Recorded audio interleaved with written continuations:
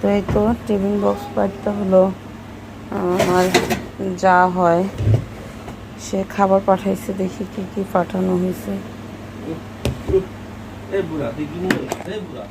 খালি বারবারই কল ঢুকাই দিতেছে আমারে।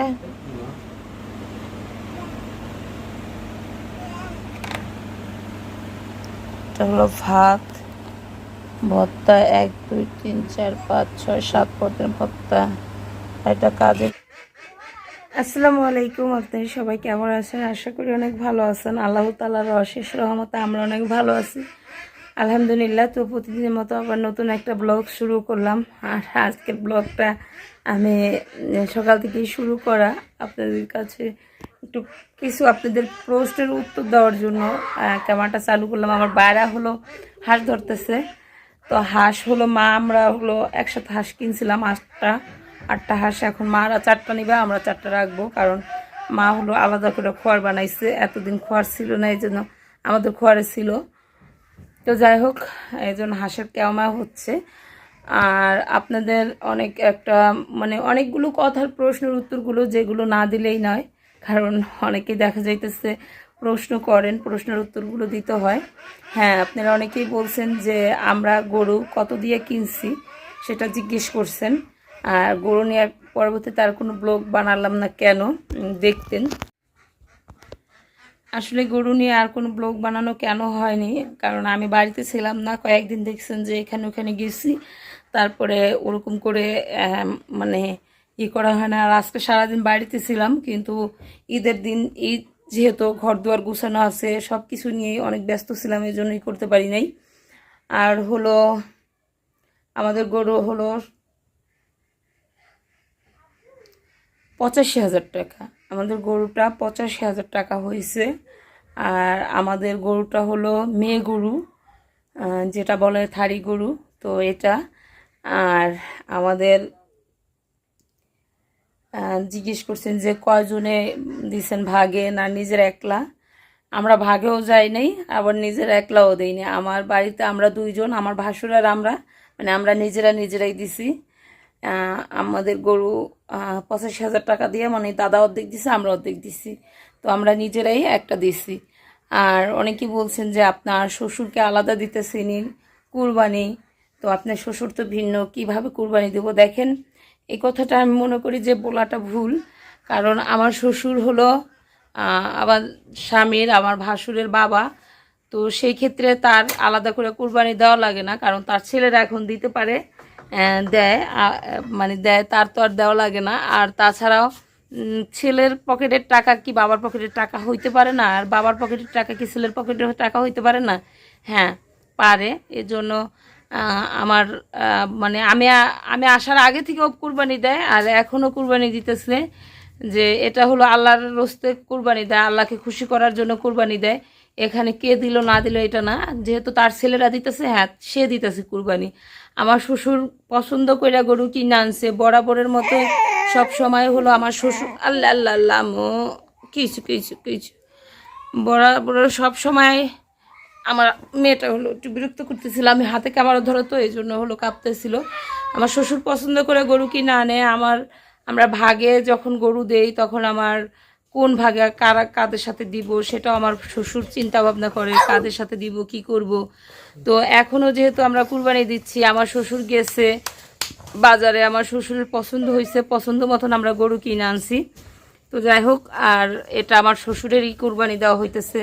আমরা বাড়ির সবাই যেহেতু মিলামিশা কুরবানি দিতেছি, হারা 2 ভাই দিছে, তো এই আর কি। আর যেহেতু ইনশাল্লাহ কালকে কুরবানি, সবাই অনেক দোয়া করবেন যাতে ভালোভাবে কুরবানি দিতে পারি। আর সবাইকে ঈদ মোবারক। আগে থাকতে দাওয়াত দিব না, কারণ ঈদের গরু কাটার পরে তারপরে দাওয়াত করতে হয়। কুরবানি শেষ করে তারপরে হলো দাওয়াত দিতে হয়, আগে কাউকে দাওয়াত দিতে হয় না, এই জন্য আর দাওয়াতটা দিলাম না। তো ইনশাল্লাহ কুরবানি দিব, আর কুরবানির পরেই আপনাদের জানাবো যে দাওয়াত কাকে কাকে দিব, কি করব সেটা জানাবো।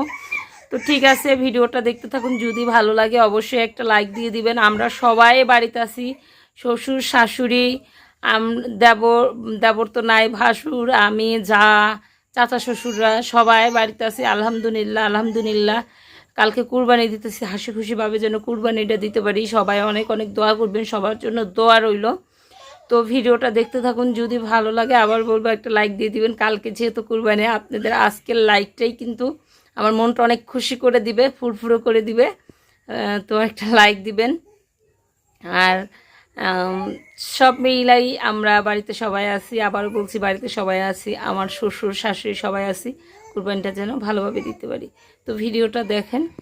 সকাল থেকে হলো কাজকর্ম করতেছিলাম, আর এখানে হলো রান্না বসাই দিলাম, যেহেতু আজকে রান্নাঘর করা হয়েছে, লেপা হয়েছে। কালকে ঈদ, আজকে কিন্তু ঈদের অনেক কাজকর্ম চলতেছে।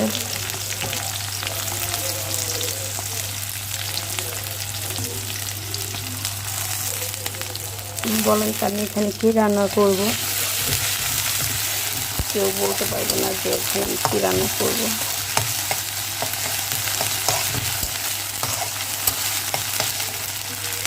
এই যে দেখেন বেগুন কাইটে নিছি, ডাল, তারপরে এখানে আছে আলু, কলা।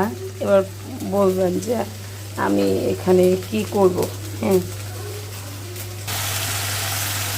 তো এখানে আমি হলুদ মশলা সব কিছু দিয়ে দিচ্ছি, ধনিয়ার পাতি, আদা, জিরা, তারপরে আপনার রসুন বাটা, মরিচ, হলুদ, পেঁয়াজ, কাঁচামরিচ।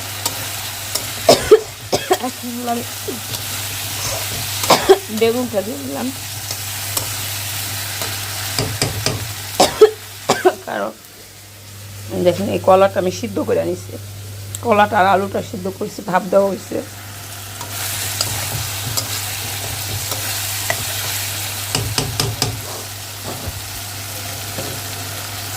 এইবার হলো ডালটা দিলাম,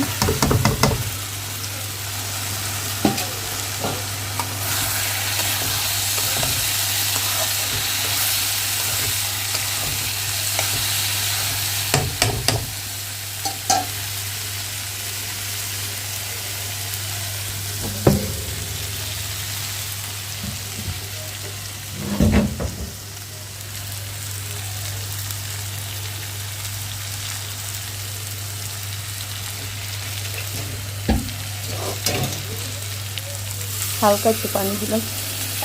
আল্লাহ, এটা তো প্রচণ্ড পরিমাণে গ্যাস হইতেছে।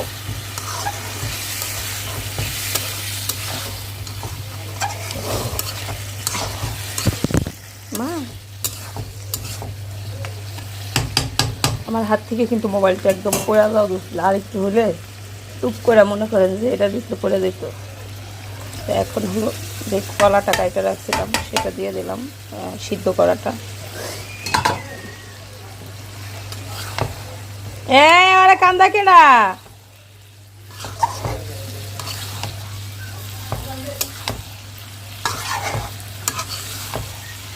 হ্যাঁ, এটা হলো নিরামিষ রান্না করলাম আমি।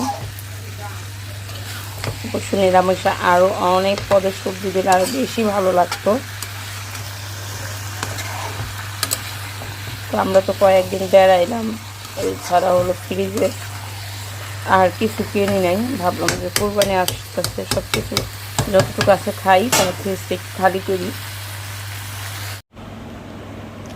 তো এই তো টিফিন বক্স পাইটা হলো আমার যা হয়, সে খাবার পাঠাইছে, দেখি কি কি পাঠানো হয়েছে। খালি বারবারই কল ঢুকাই দিতেছে আমারে।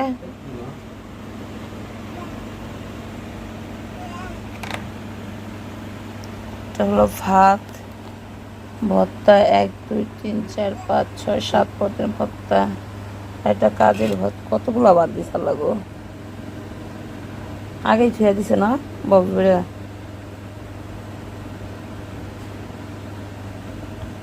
তোমার ডিম খাইবা না বিরিয়ানি খাইবা? কাজের ভাত দিমু।